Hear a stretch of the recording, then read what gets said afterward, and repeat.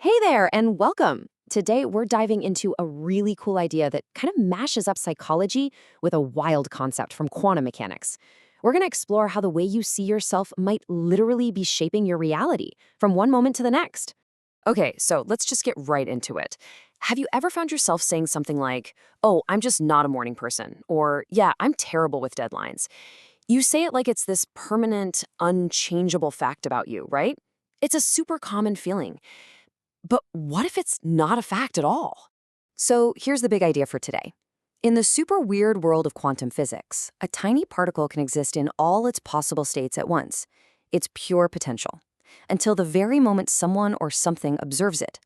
That act of looking at it forces it to pick one state. Now, what if our identity works just like that? What if we are just a field of infinite possibilities until we look at ourselves and slap a label on it? So let's really dig into that first principle. The act of observing, or in our case, the act of labeling ourselves, is what actually creates the reality we end up living in. In psychology, there's a name for this. It's called the self-labeling effect. It's the idea that when we attach a label to ourselves, whether it's I'm shy or I'm a decisive person, our brain subconsciously gets to work trying to make that label true. We're pretty much building the very box that we later feel trapped inside. Now, this is where that quantum analogy gets really cool. Look at the left side here. Before you label yourself, you're like what they call a wave function, just pure potential. You could be a leader, an artist, an athlete, anything really. But the second you observe yourself and say, "I am a cautious person," boom, that wave collapses into one single defined state. All those other possibilities just fade away. And these labels we use are an incredibly powerful observation tool. If you decide I am a person who keeps learning, your brain actually starts to seek out ways to prove that's true. Challenges suddenly look like opportunities. But if you observe yourself as having a weak will, you've just created a mental trap where giving up feels like the natural, expected outcome, locking you into this low-energy feedback loop. So that brings up a really important question. Once we've put a label on ourselves, why is it so hard to shake it off? Why does it feel so real? Let's take a look at the invisible cage that keeps us locked in.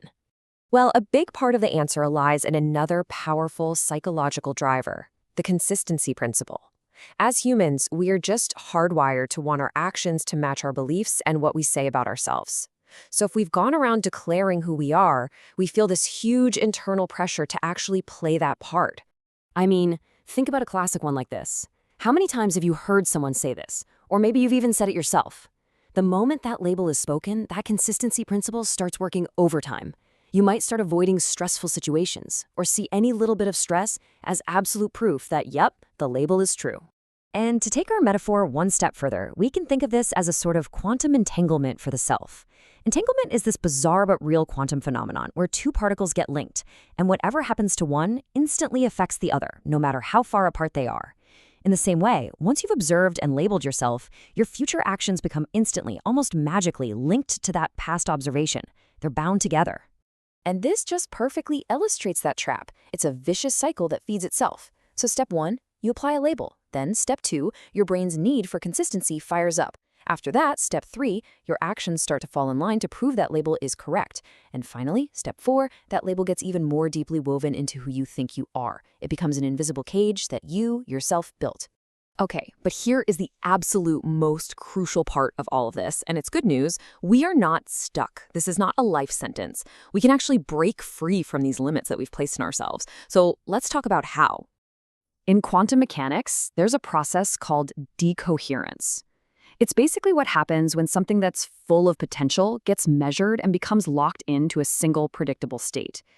For us, that's what happens when we're bound by our old labels. So the goal is to escape that rigid state and get back to that flexible, creative superposition where anything is possible again. And here is a clear 3-step method to do exactly that. First, just acknowledge your labels. Start noticing them, but see them for what they are. Just old data from past observations, not some permanent truth about you.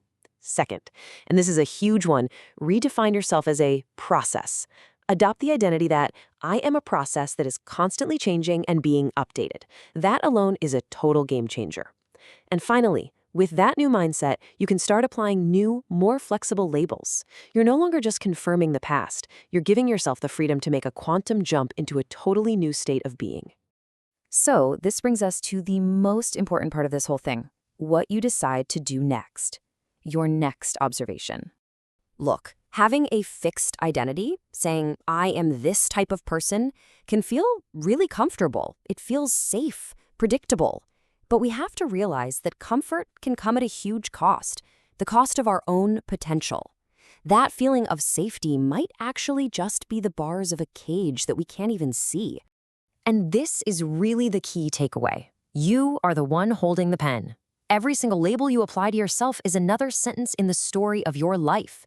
And the most powerful thing to remember is that you can start a brand new chapter with a totally new observation, and you can do it right now.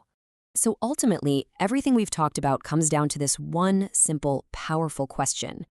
If your reality really does collapse around your observations, if your labels truly do define your actions, then the future's just waiting to be written. How will you choose to observe yourself starting today?